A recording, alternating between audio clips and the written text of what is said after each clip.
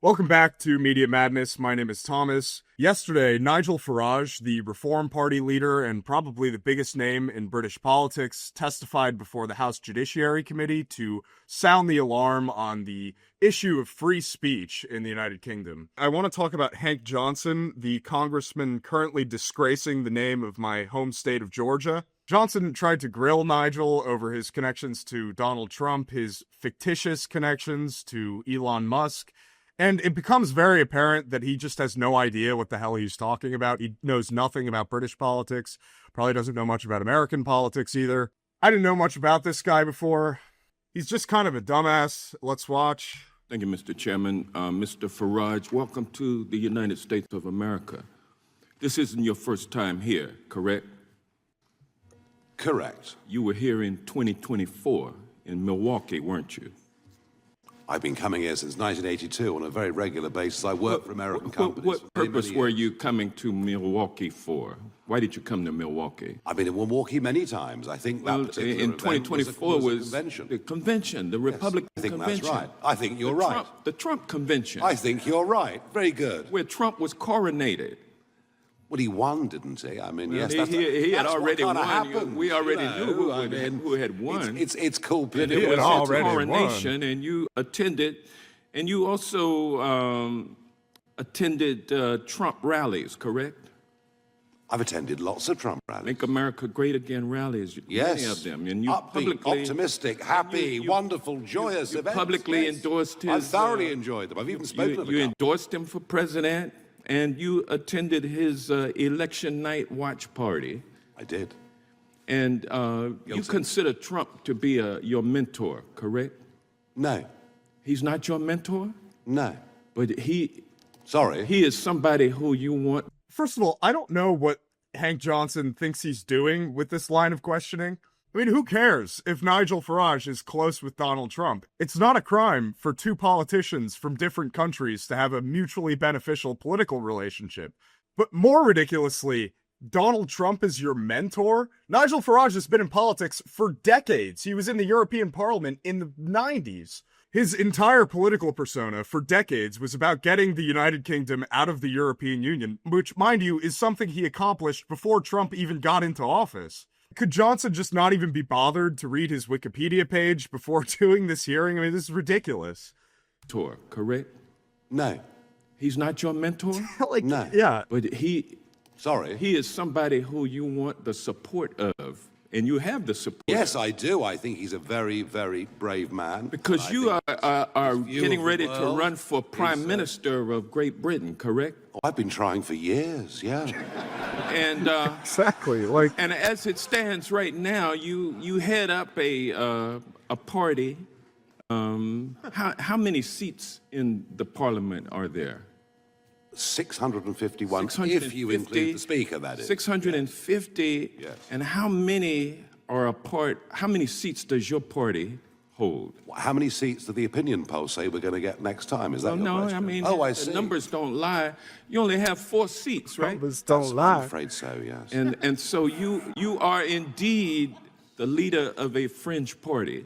Oh, I'm a fringe, all right. Don't worry about that. Yes, absolutely. Everything I've ever done. And as a fringe party leader seeking to run for Prime Minister of Great Britain, you need a lot of money in order to blow up like the MAGA movement has blown up. What you need is a message of truth and a message of hope. I'm going to again reiterate my point that Hank Johnson has no idea who he's talking to or what he's talking about. The Reform Party is a fringe party, and the numbers don't lie. I mean, fundamentally, he's right. Reform does not have very many seats in Parliament at the moment, but Hank Johnson is completely ignorant of the context and the political movements going on in the UK right now. I don't think he's aware that Nigel Farage almost single-handedly destroyed the Conservative Party, which, mind you, is the most successful party in history of any country. Now, they got schlonged in the most recent election, and rightfully so, because after their 14 years in power, they left Britain basically in ruin. Labour ended up taking over. They have a massive majority in the House of Commons now. But now everyone hates them, too. We saw this in the May 1st local elections. Reform swept the map. And when the next election happens in 2029, or hopefully before then, Reform's probably going to win, and Nigel will be the next prime minister. So, no, it really isn't a fringe party at all. And well, you need money also, right? Money's helpful, but it's not the primary thing. So the first thing that came out of the chair's mouth this morning during his opening statement had to do with Elon Musk. Yeah. And you're carrying water for Elon Musk today, aren't you? From what I can see, Elon Musk is abusive about me virtually every single week. But it's a free country, so but you never stop trying to ingratiate yourself with him. Wrong. Yeah, I mean, exactly. He just doesn't know what he's talking about at all. Elon Musk hates Nigel Farage, so much so that he's funding another party to try to usurp him. It's kind of complicated, and there's a lot of history there, but basically Elon contends that Nigel's not going far enough on immigration, and I think he's right, to be fair.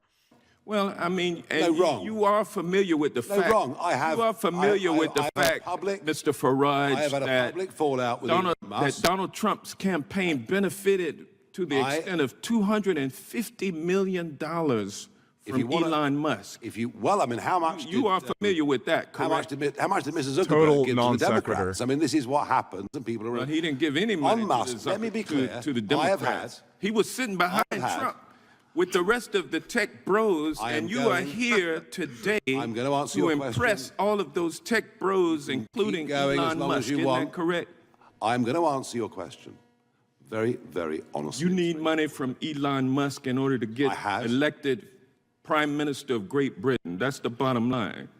Isn't that correct? We consider all day, as long as the chairman allows us. I don't mind. I had a very public falling out with Elon Musk. But you're still trying to get some money from him, though. It's not about the prior disputes. I'm sorry, you're trying to ingratiate yourself with the tech bros by coming over here and can I get a cup of coffee or something? And you're arguing. Be here a long time. What you're arguing is that the citizens of Great Britain should pay a tariff if these tech companies are not allowed to violate the laws of Great Britain. No, I'm not. That was a falsehood put out by the British Prime Minister today. You didn't say in your Prime Minister's statement. questions. I have never. I love this guy in the background. His reactions are awesome. In your statement, I have never suggested any of the kind. You don't call for tariffs as tools to force statement is Great very Britain. Clear. My statement is very. You are not calling might surprise for. you. You are not Mr. calling Johnson. for. It might surprise you to know tariffs and trade sanctions. Trade. You may not know this, but trade between our countries is actually rather important. I'm going to skip ahead a bit because Hank Johnson just kind of rambles incoherently for a while, but then he starts crashing out, so watch. A public fallout over a political issue with Elon Musk. I can't be bullied by anybody. I haven't changed my mind. Last time I looked, he was being spectacularly rude about me yesterday. That's life. If we believe in free speech, we live with it. What I have made very clear. Fixated on. What I have made. Sorry, no, this is my turn, I think. Yeah, you got another 15 seconds. Chairman. What I've made perfectly clear in this paper is the situation we've got with successive pieces of legislation, including now the Online Safety Act, is a danger to trade between our countries.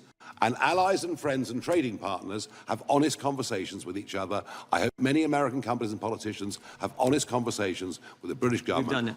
Not suggested sanctions at all in any way. So as a bit of a palate cleanser, I do want to pivot to Prime Minister Keir Starmer getting all up in a tizzy about Nigel Farage's grand USA tour. Good boy. Thank you, Mr. Speaker. Prime Minister, last year my online safety forum of children and young people from every secondary school and college in Darlington found that 71% of our Year 10s and 12s had been contacted by a stranger online. A shocking failure that our Online Safety Act will hopefully prevent going forward. Will he join me on calling on the member for Clacton and all opposed to this vital act to pick a side? Are they with us, parents and child protectors, or are they with the predators harming our children online? Mr. Speaker, of course, the honourable member for Clacton is not here representing his constituencies in the House that he was elected to. No, he's flown to America. to badmouth and talk down our country. And worse than that, Mr. Speaker, if you can believe it, he's gone there to lobby the Americans to impose sanctions on this country which will harm working people. You cannot get more unpatriotic than that. It's a disgrace. And Mr. Speaker, on the question of the Online Safety Act, that protects children from material on suicide, on self-harm, and online predators. Mind you, this law that they're talking about requires you to submit an ID to log into Spotify, among other ridiculous measures.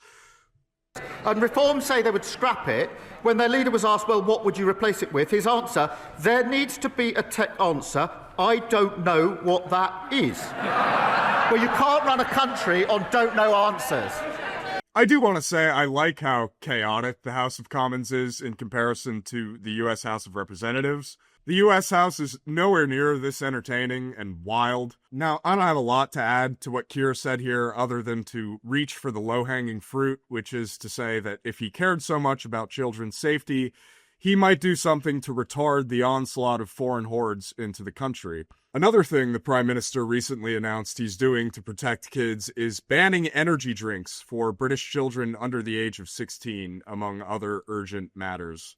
That is all I got for you today. Thank you for watching Media Madness. Please like, comment, and subscribe below, and we'll catch you next time.